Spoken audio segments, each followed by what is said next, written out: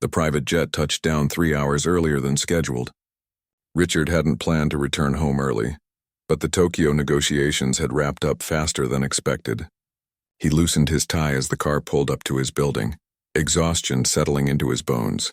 Another successful deal closed. Another few million added to accounts that already had more zeros than he could spend in 10 lifetimes. Yet the victory felt hollow, just like everything else these days. The doorman greeted him with surprise. "Mr. Harrison, we weren't expecting you until tomorrow evening." Richard nodded and headed straight for the private elevator. The penthouse was quiet when he stepped inside, exactly as he'd left it 4 days ago. Quiet. That word had become the soundtrack of his life. The sprawling apartment with its floor-to-ceiling windows overlooking the city had once been filled with music and laughter. Now it echoed with silence. He set down his briefcase and was about to head to his study when he heard something that made him stop in his tracks. Laughter. A child's laughter, bright and genuine. His heart squeezed painfully in his chest. He couldn't remember the last time he'd heard that sound in this house. Richard moved down the hallway toward his son's room, his expensive shoes making no sound on the marble floor. The door was slightly open and he could see inside without being noticed. What he saw made him forget to breathe. His 8-year-old son, Thomas, sat cross-legged on the floor near the window. The afternoon sun cast golden light across the room, though Richard knew his son couldn't see it. Thomas had been blind for 2 years now, ever since the accident. The same accident that had taken his mother. But it wasn't Thomas alone that caught Richard's attention. It was the woman sitting beside him. The new maid, the one his assistant had hired a few months back. He'd barely looked at her during their brief introduction. She was just another staff member, someone to keep the house running while he kept the business empire growing. Now he really looked at her for the first time. She was younger than he'd thought, maybe in her mid-30s with dark hair pulled back in a simple ponytail. She wore her plain uniform, but there was something different about the way she sat with Thomas. Not like an employee, like someone who actually cared. She was holding his son's hand, guiding it gently across something spread out on the floor between them. Richard squinted and realized it was some kind of textured map.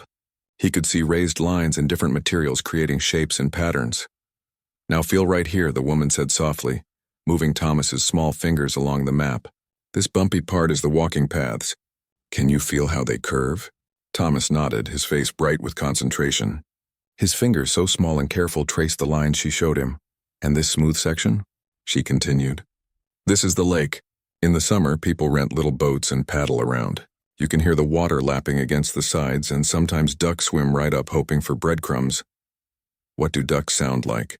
Thomas asked, his voice filled with curiosity that Richard hadn't heard in so long. The woman made a soft quacking sound and Thomas giggled. Actually giggled. The sound shot straight through Richard's chest. "And over here," she guided his hand to another section. "This is where the street musicians play. There's usually someone with a guitar, or sometimes a man with a saxophone. The music floats through the air and mixes with the sound of people talking and walking by." "I wish I could hear it," Thomas said quietly, and some of the light dimmed from his face. "You will," the woman promised, squeezing his hand gently. "We'll go there together soon. I'll take you on a Thursday afternoon when it's not too crowded. You'll hear everything I'm describing and so much more. The world is still out there waiting for you, Thomas. It didn't go anywhere."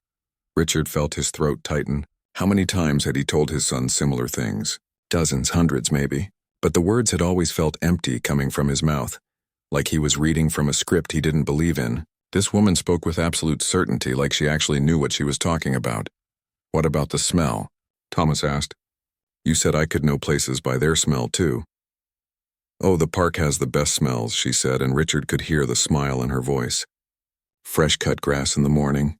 Hot pretzels from the vendor carts, all salty and warm. When it rains, the earth smells rich and clean. And in the spring, there are flowers everywhere. Tulips, daffodils, all blooming at once." She reached for something beside her, a small cloth bag Richard hadn't noticed before. She pulled out what looked like a bundle of dried flowers. "Here," she said, holding it near Thomas's face. "This is lavender, smell it. Close your eyes and breathe in." Thomas did, and his whole face transformed. "It smells purple," he said, and both he and the woman laughed. "Exactly right," she told him. "It does smell purple.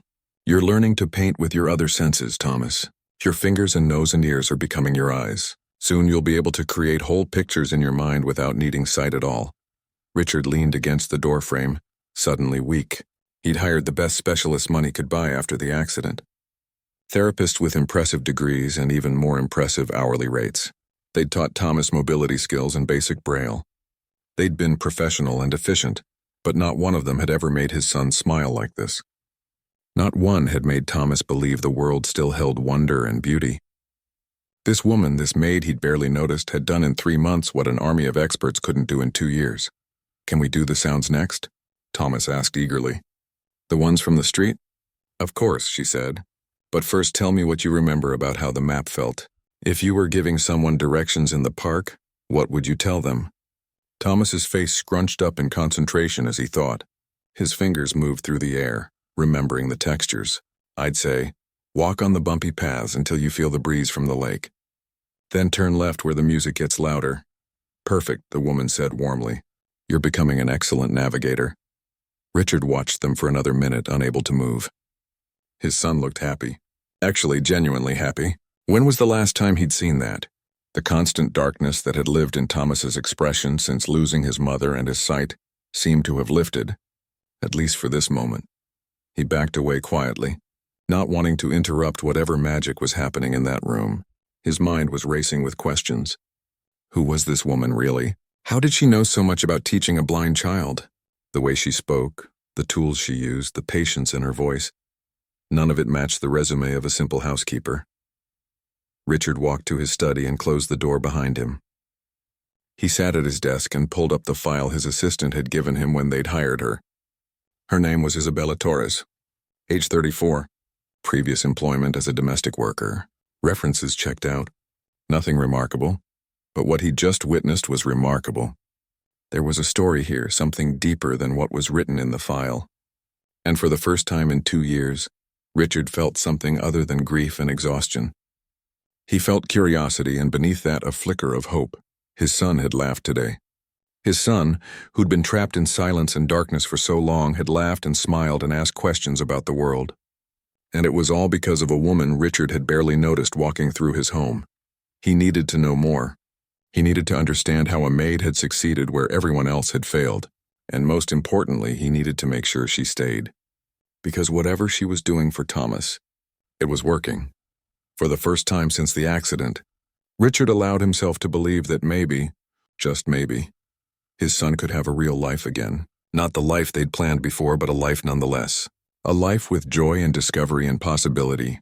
All because someone had taken the time to hold his hand and show him that the world was still beautiful, even in darkness. Richard couldn't stop thinking about what he'd seen. That night he lay awake in bed staring at the ceiling, replaying the scene over and over. His son's laughter. The gentle way Isabella had guided Thomas's hands. The absolute confidence in her voice when she promised him the world was still beautiful. The next morning he did something he hadn't done in months. He came down to breakfast before leaving for work. Usually he grabbed coffee at the office, avoiding the painful quiet of eating alone. But today he wanted to observe. Thomas sat at the table with his special placemat, the one with raised edges so he could find his plate easily. His nanny, Mrs. Chen, was helping him with his cereal. Everything looked normal, routine.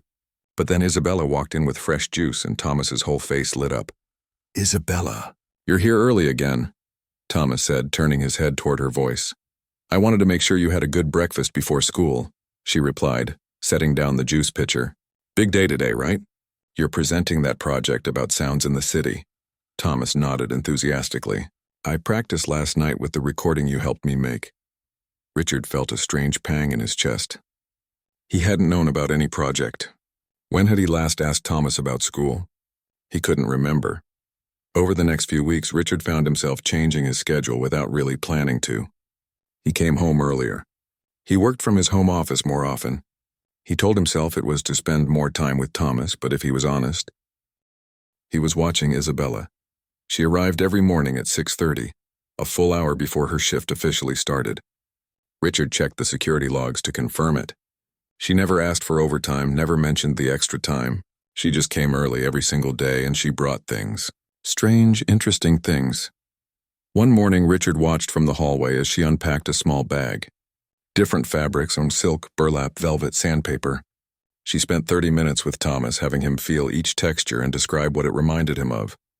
Sandpaper was dragon skin. Velvet was soft like a cat's ear. Silk was water you can hold. Another day, she brought small jars filled with spices. Cinnamon, cardamom, black pepper, vanilla. She taught Thomas to identify them by smell alone, turning it into a game. His laughter echoed through the apartment, and Richard found himself smiling at his desk, something he hadn't done at work in years. She brought carved wooden animals, each one different. A horse with a flowing mane, an elephant with a raised trunk, a bird with spread wings. Thomas learned to identify animals by their shapes, his small fingers becoming more confident every day. Richard started asking subtle questions to his household staff. Mrs. Chen, the nanny, told him that Isabella had completely changed Thomas's routine. She's teaching him independence, Mrs. Chen explained. Before, I did everything for him. Now she encourages him to try things himself. Yesterday, he poured his own juice. Made a mess, but he was so proud. The cook mentioned that Isabella had requested specific ingredients. She's teaching the boy about food through taste and smell. Says it's important he experiences everything, not just eats what's put in front of him. Even the doorman commented that Miss Torres, she's something special. Always has a kind word, but more than that, she really cares about your boy. You can see it. Richard began to feel something uncomfortable, guilt maybe, or shame. This woman, paid a fraction of what his executives earned, was giving his son something priceless. She was giving him hope, confidence, and joy. Meanwhile, Richard had thrown money at the problem and called it love. But there was something else, something that didn't add up. The way Isabella taught wasn't casual or improvised. She had techniques, methods, a clear understanding of how to reach a blind child. This wasn't something you learned from watching YouTube videos or reading a book. One afternoon, Richard noticed something on the staff schedule. Every Thursday, Isabella blocked out 2 hours in the afternoon, from 3 to 5. The notation simply said personal, not available. It was consistent. Every single Thursday for the past 3 months. She never missed it, never moved it. Whatever this appointment was, it mattered more than anything else. Richard tried to ignore his curiosity, but it gnawed at him. He wasn't the type to pry into employees' personal lives, but this felt different. Isabella had become essential to his son's well-being. He needed to understand who she really was. The following Thursday, he did something he wasn't proud of. He told his driver to follow her. Isabella left the building at 2:45, exactly on schedule. She walked to the subway station, took the train heading toward Queens. Richard followed at a distance, feeling increasingly uncomfortable with what he was doing. But he couldn't stop now. She got off in a modest neighborhood far from the gleaming towers of Manhattan. She walked 3 blocks to a building with a simple sign, Riverside Care and Rehabilitation Center. Richard watched from across the street as she entered. Through the large windows, he could see a reception area, hallways leading deeper into the facility. It looked like a nursing home or maybe a long-term care center. 45 minutes passed. An hour. Richard waited, not sure what he was expecting to discover. Finally, Isabella emerged. But she wasn't alone. She was walking beside a young man, probably in his early 20s. She held his arm gently, guiding him. The young man moved carefully, uncertainly, and Richard's heart sank as he realized why. The young man was blind. They walked to a small park nearby, just a patch of grass with a few benches. Isabella helped him sit, and they stayed there for another 30 minutes. Richard was too far away to hear what they were saying, but he could see the interaction. The way she touched the young man's shoulder, the way he turned his face toward her voice. The obvious love between them, a son. It had to be. The resemblance was there if you looked for it. The same dark hair, the same gentle features. Richard felt like he'd been punched in the stomach. Suddenly, everything made sense. Isabella didn't just know how to teach blind children from some professional training.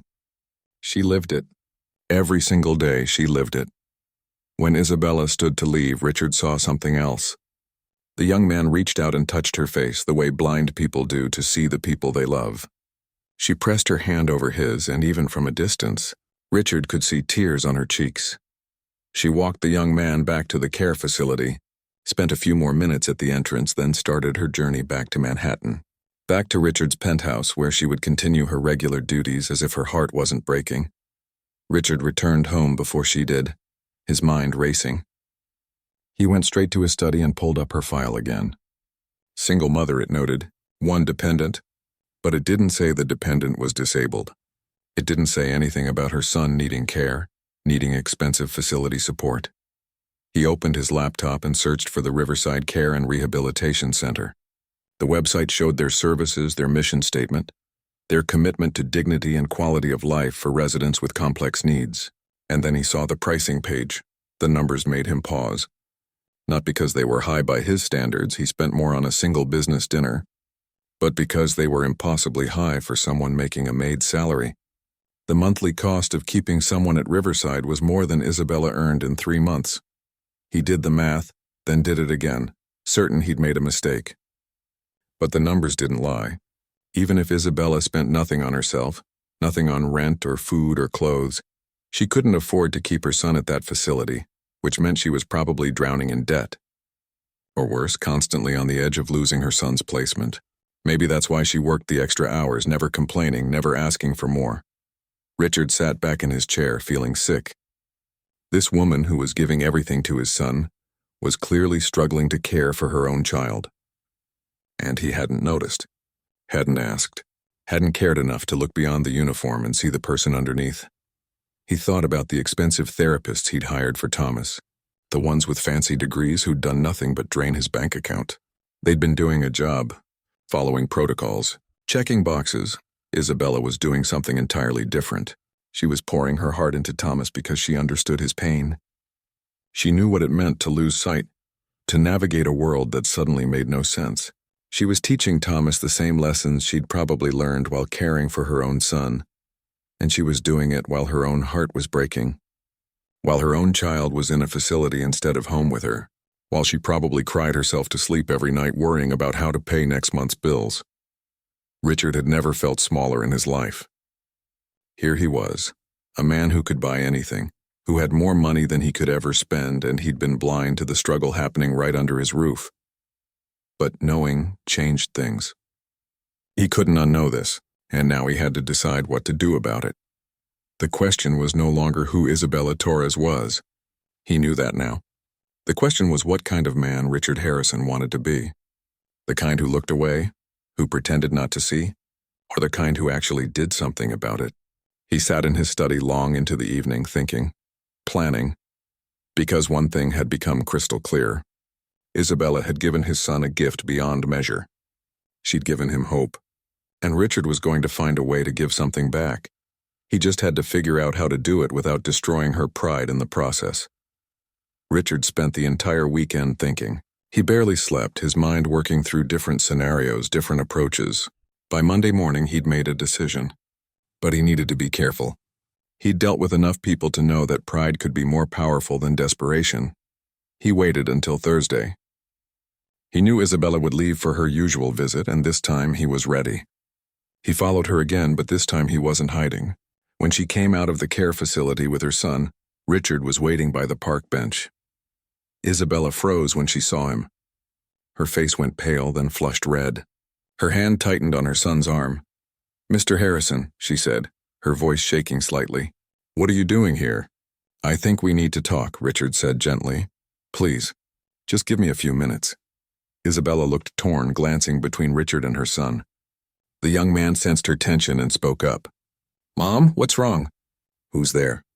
"It's my employer," Isabella said quietly. "It's okay, sweetheart. Everything's fine." But Richard could see it wasn't fine. Isabella looked like she might bolt at any second. He needed to handle this carefully. "I'm sorry for intruding on your personal time," Richard began. "I know this is your Thursday visit, and I know this is private. But I followed you last week, and I know about your son." Isabella's eyes filled with tears. "Are you firing me?" "Worst." "No," he said firmly. "God, no. Isabella, please." "Can we sit? Can we talk? I promise you're not in trouble. Not even close." Slowly, still uncertain, Isabella guided her son to the bench. Richard sat on the opposite end, giving them space. Up close, he could see the young man more clearly. He had his mother's features, but there was something else. His head tilted slightly to one side. and his hands moved in small, repetitive patterns. Blindness wasn't his only challenge. "This is my son, Leo," Isabella said quietly, her hand resting protectively on his shoulder. "He's 22. He's been at Riverside for 3 years now." "Hello, Leo," Richard said softly. Leo turned his head toward the sound but didn't respond. His hands continued their rhythmic movement. "He doesn't speak much anymore," Isabella explained, and her voice cracked. "He used to. He used to be so bright, so full of life. He was in music school training to be a concert pianist. The best in his class. Then the illness came." Richard waited, letting her tell the story in her own time. "They called it a rare degenerative condition," Isabella continued. "First, he started having trouble with his vision. Then it got worse fast. Within 6 months, he was completely blind. But that wasn't all. The disease affected his nervous system, his motor control. His hands, the hands that used to create the most beautiful music, started losing their coordination. Now he struggles with basic tasks." She wiped her eyes with the back of her hand, trying to hold herself together. "The doctors say he needs constant care, specialized therapy, a controlled environment. I tried keeping him home. I tried so hard. But I couldn't give him what he needed. I was failing him. So I found Riverside. They're good to him there. They have music therapy, sensory programs, everything he needs. But it costs everything I have and more." Richard felt his chest tighten. "That's why you took the job as a maid." Isabella nodded. "I was a music teacher before, but it didn't pay enough, not for Riverside. I needed cash, needed it fast, needed a job that wouldn't ask too many questions about my schedule. Your assistant was hiring, and she didn't care that I was overqualified. She just needed someone reliable. So I took it. And Thomas," Richard said slowly, understanding washing over him. "When you saw him, you saw Leo." "Yes," Isabella whispered. "That first day when I met Thomas, it was like looking back in time. Leo was 8 once, newly blind, scared and angry at the world. I remember how lost I felt, how helpless. I didn't know how to help him navigate his new reality. I made so many mistakes." She looked down at Leo, who sat quietly beside her, his fingers still moving in their pattern. "By the time I figured out what worked, what helped, Leo's condition had progressed. The techniques I learned came too late for him. But when I saw Thomas, I thought maybe I could use what I'd learned. Maybe I could help another mother's son in a way I couldn't help my own." Richard sat in silence for a moment, processing everything. The sacrifice Isabella had made. The pain she carried every day. The way she'd turned her grief into purpose. "Isabella," he said finally, "what you've done for Thomas, it's remarkable. In 3 months, you've given him more hope, more confidence, more joy than 2 years of expensive therapy. Do you know why?" She shook her head, tears still streaming down her face. "Because you didn't treat him like a problem to solve. You treated him like a person who needed to find a new way to see the world. You taught him from experience, from love, from understanding what it really means to live without sight." Richard leaned forward, his voice intense. "I want to hire you, not as a maid, as Thomas's full-time specialist. His teacher, his guide, whatever title you want. I'll pay you 10 times what you're making now, and I want to cover Leo's care completely, all of it. Riverside, therapies, any experimental treatments the doctors think might help. Everything." Isabella stared at him like he'd spoken in a foreign language. "What? No, I can't accept that. That's too much. I'm not a charity case." "You're not," Richard said firmly. "This isn't charity. This is me finally understanding what my son needs and being willing to pay for it. You have skills, Isabella. Real valuable skills that money can't buy. You've given Thomas something priceless, and I want to make sure you can keep doing that without worrying about how you'll pay for Leo's next month at Riverside." "But why?" Isabella asked, her voice breaking. "Why would you do this? You barely know me." "Because I've spent 2 years trying to buy my son's happiness," Richard said, and his own voice wasn't quite steady. "I hired the best doctors, the best therapists, the most expensive specialists. I thought money could fix everything. But it couldn't fix the hole in Thomas's heart. It couldn't teach him to love life again." He paused, making sure Isabella was really hearing him. "You did that. In 3 months, you did what I couldn't do in 2 years. You showed him that blindness isn't the end of everything, that the world is still full of wonder if you know how to find it. You gave him hope, Isabella. You gave him a future. Do you have any idea how valuable that is?" Isabella sat frozen, tears streaming down her face. Leo shifted beside her, sensing her emotion, and she automatically reached out to steady him. "I can't," she whispered. What if it doesn't work out? What if I'm not good enough? What if I let you down and then I've lost everything? You won't, Richard said with absolute certainty. Isabella, look at what you've already accomplished.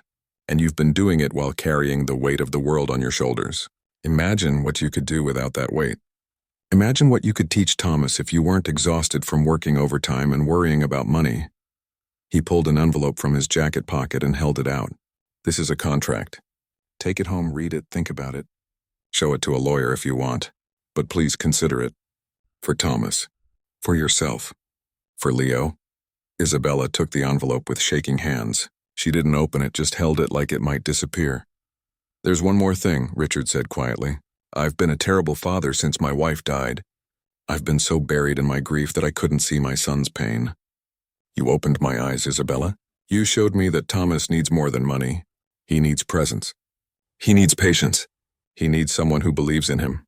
He stood up, preparing to leave them to their visit. I want to learn from you. I want to understand how to reach my son the way you do, not as his employer, but as his father. Will you teach me? Isabella looked up at him, surprise replacing some of the shock on her face. You want me to teach you? Yes, Richard said simply. I've built companies, closed billion-dollar deals, and managed thousands of employees. But I don't know how to talk to my own son anymore. You do. So yes, I want to learn. For the first time since he'd appeared, Isabella smiled. It was small and uncertain, but it was real. Okay, she said softly. Okay, I'll read the contract. I'll think about it. That's all I ask, Richard said. He nodded respectfully to Leo, though the young man couldn't see it. Enjoy your visit. Take all the time you need. And Isabella, whatever you decide, you'll always have a job with me. Always. He walked away, leaving mother and son alone in the park. His hands were shaking slightly as he called his driver. He'd just offered more money than most people saw in a lifetime. Made promises that would change multiple lives. But as he climbed into the car and looked back at Isabella sitting with her son, he felt something he hadn't felt in years.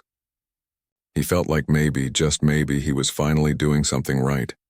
And for the first time since his wife died, Richard Harrison felt a small flicker of peace in his chest. Not because of a business deal or a successful negotiation, but because he'd seen someone in need and actually done something about it. The question now was whether Isabella would trust him enough to say yes. Isabella didn't give Richard an answer right away. 3 days passed in silence, and Richard forced himself not to push. He went about his work, attended his meetings, but his mind kept drifting back to that park bench. To the look on Isabella's face when he'd made his offer. To the weight of hope and fear he'd seen in her eyes. On the 4th day, Isabella knocked on his study door. It was late afternoon and Thomas was at his therapy session. She stood in the doorway holding the contract, and Richard couldn't read her expression. Come in, he said, gesturing to the chair across from his desk. Please sit. Isabella sat but kept her back straight, formal. She placed the contract on the desk between them. I had a lawyer look at it. A friend who owes me a favor, and Richard tried to keep his voice neutral. He said it's the most generous contract he's ever seen. He also said there must be a catch. Isabella looked directly at Richard. So I'm here to ask you straight. What's the catch? What do you really want from me? Richard appreciated her directness. There's no catch. I want exactly what I said. I want you to work with Thomas full-time. I want to pay for Leo's care. And I want to learn from you how to be a better father. Nobody gives away that kind of money for nothing, Isabella said, and there was steel in her voice now. I've been poor my whole life, Mr. Harrison. I know how the world works. Rich people don't just hand out miracles. Richard leaned back in his chair, considering his words carefully. You're right. Let me be completely honest with you. This isn't pure generosity. I'm a businessman and I see value. You have something I desperately need. And can't buy anywhere else. You have the ability to reach my son. To teach him not just to survive being blind, but to thrive. That's worth far more than what I'm offering to pay you. Isabella's expression softened slightly, but she still looked uncertain. But there's more, Richard continued. My wife, before she died, she made me promise something. She made me promise that I'd make sure Thomas grew up happy, that he'd have a real life despite everything. For 2 years, I've been failing that promise. You're helping me keep it. So yes, I'm paying you well, but you're giving me something I can't put a price on. Peace. The knowledge that my son will be okay. Isabella was quiet for a long moment. When she finally spoke, her voice was softer. I'll accept. But I have conditions. Name them. First, I need to be able to visit Leo every Thursday. No exceptions. If there's an emergency with Thomas, we work around Thursday. That's my non-negotiable. Done, Richard said immediately. In fact, I'll have my driver take you. You shouldn't have to deal with the subway after spending time with Leo. Isabella blinked in surprise but continued. Second, I want to bring Leo here sometimes. To meet Thomas. I think they could help each other. Richard hadn't expected that, but he found himself nodding. Yes, absolutely, whenever you think it's right. Third, Isabella took a deep breath. If this doesn't work out, if you decide you want someone more qualified or I'm not doing a good enough job, you have to give me 3 months' notice. I need time to figure out what to do about Leo's care if this falls through. It won't fall through, Richard said firmly. But yes, I agree to that term. Is there anything else? Isabella hesitated, then shook her head. That's all. Then we have a deal. Richard extended his hand across the desk. Isabella looked at it for a moment, then reached out and shook it. Her grip was strong, certain. The changes started immediately. Richard had a room in the penthouse converted into what Isabella called a sensory learning space. She filled it with textures, sounds, musical instruments, tactile maps, and tools Richard had never imagined existed. She transformed it from an empty guest room into a world designed specifically for teaching without sight. Thomas was thrilled. For the first time, he had a space that was entirely his, built around his needs rather than asking him to adapt to a world designed for seeing people.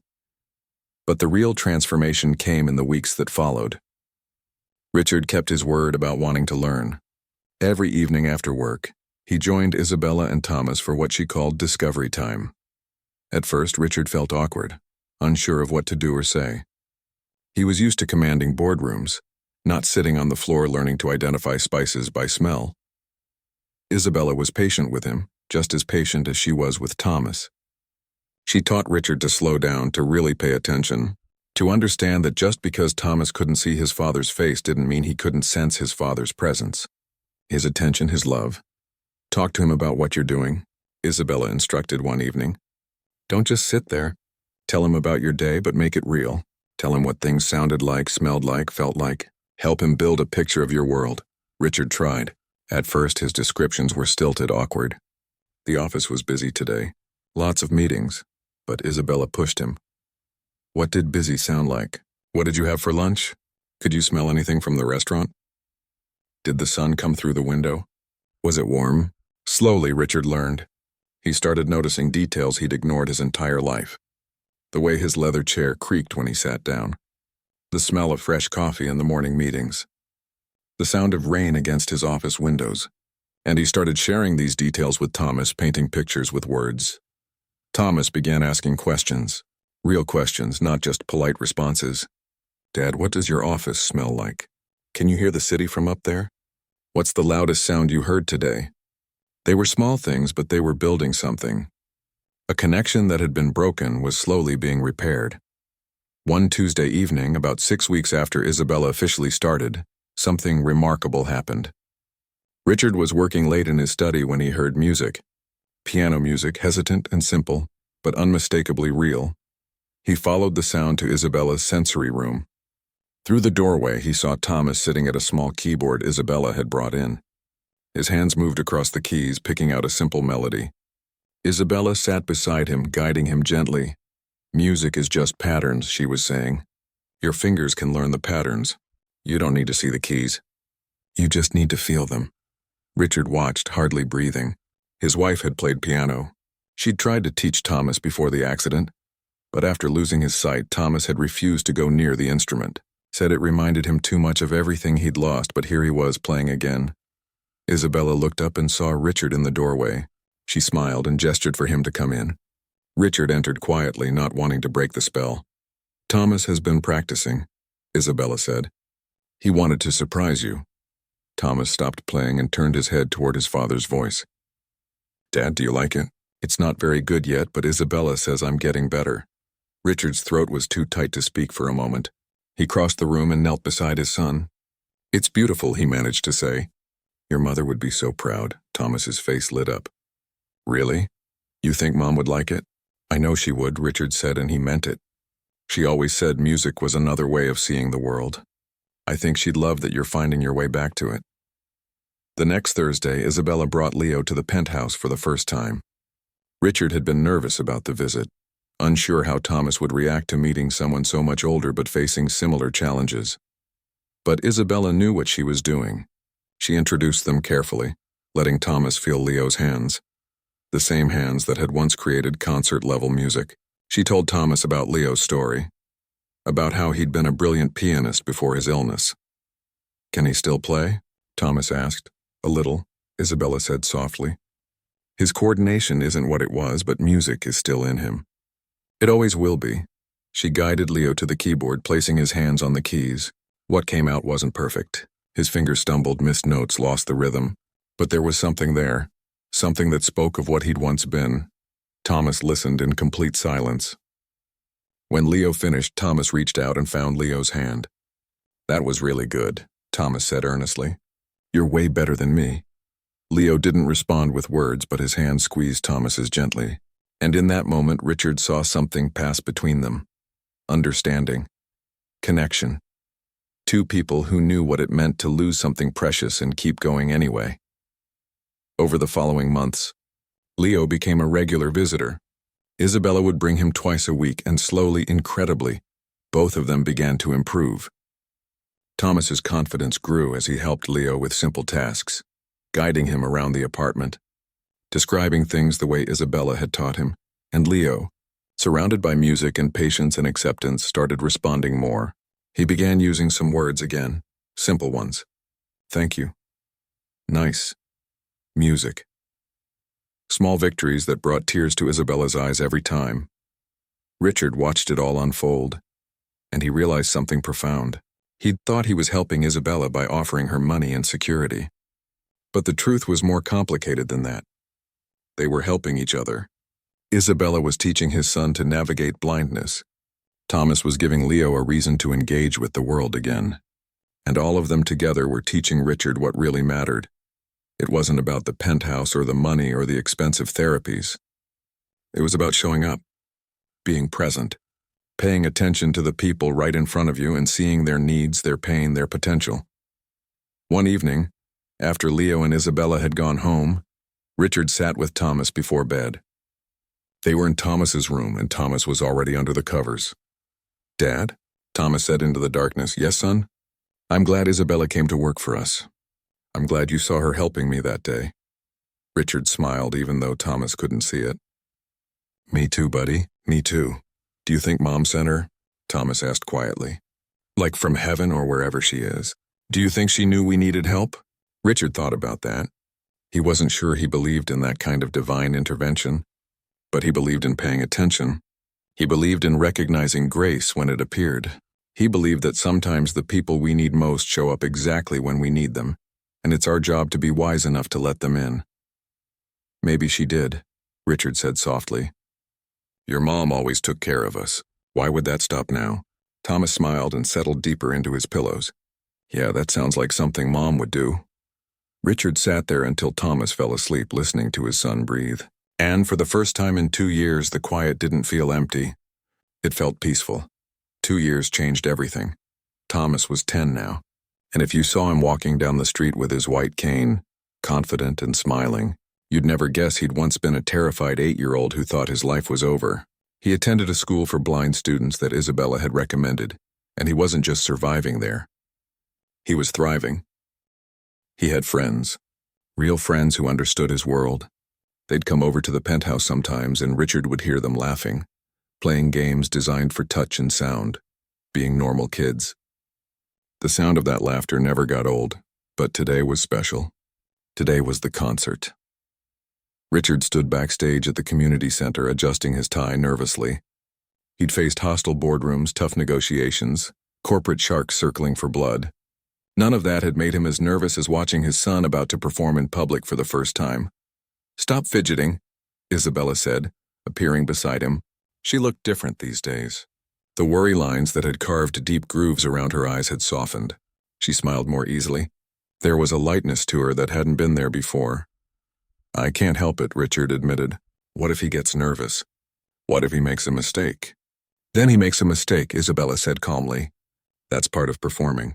That's part of life. He knows that. We've practiced for this. Richard nodded, trying to absorb her calm. Over the past 2 years, Isabella had taught him so much. Not just about helping Thomas, but about letting go, about trusting, about understanding that protecting someone from every difficulty wasn't the same as loving them. The community center was filling up. Richard had offered to rent a prestigious concert hall, throw a big fancy event. But Isabella had talked him out of it. This isn't about impressing people, she'd said. This is about Thomas sharing something he loves. Keep it simple. Keep it real. So they'd chosen this modest community center in Queens, not far from where Isabella and Leo lived. The audience was a mix of families from Thomas's school, some of Richard's friends who'd supported him through the hard years, staff from Riverside Care Facility, and neighbors from Isabella's community who'd watched this whole journey unfold. Richard peeked through the curtain at the audience. In the front row sat Leo, with one of his caregivers beside him.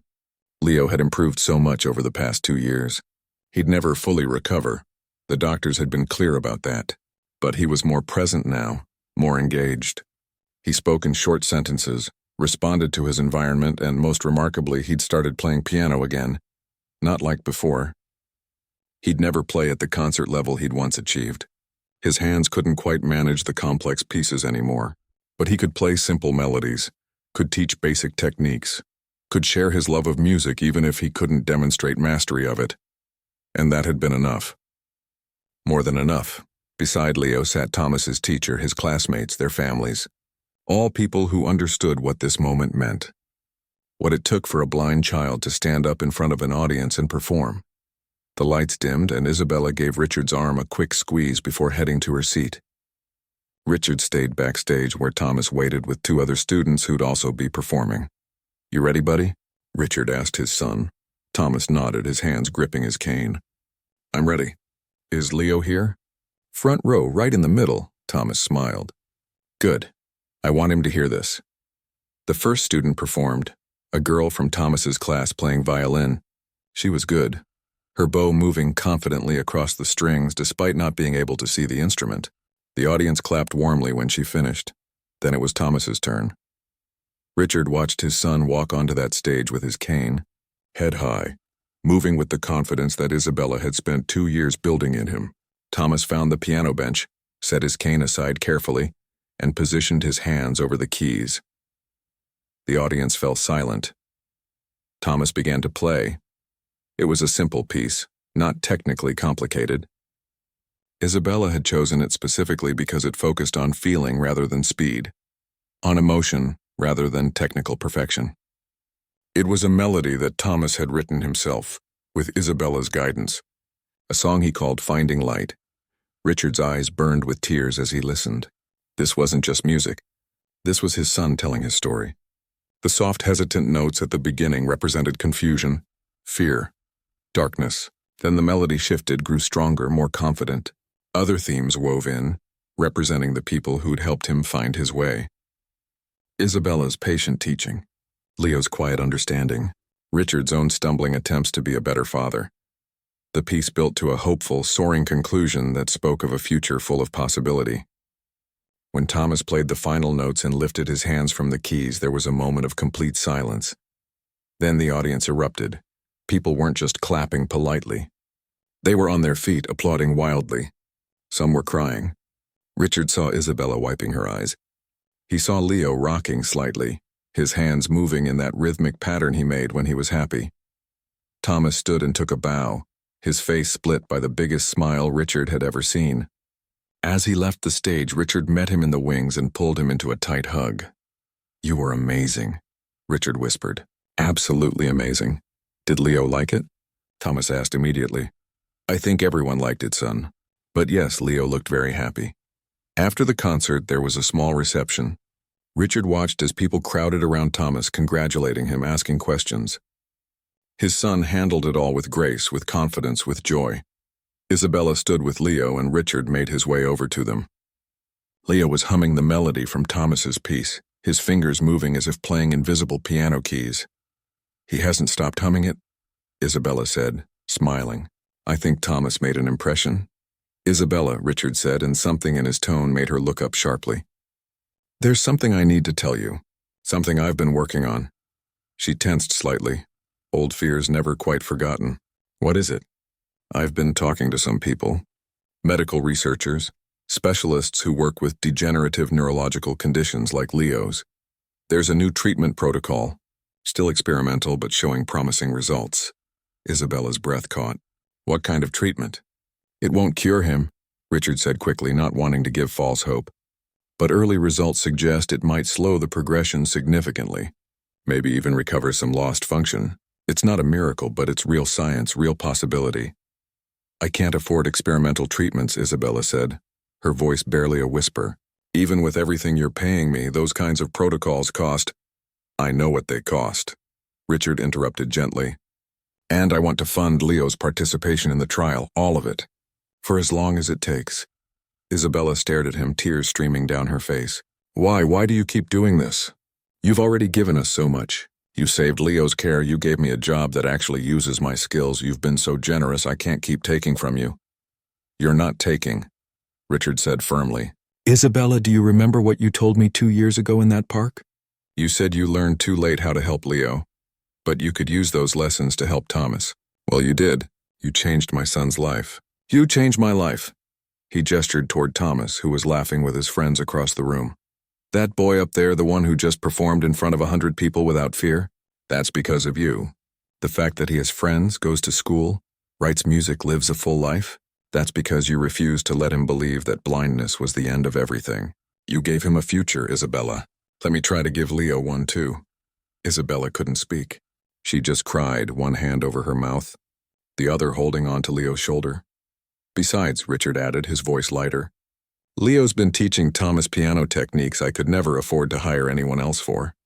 The kid's a natural teacher even when he can't use full sentences. He's valuable to this family, Isabella. You both are.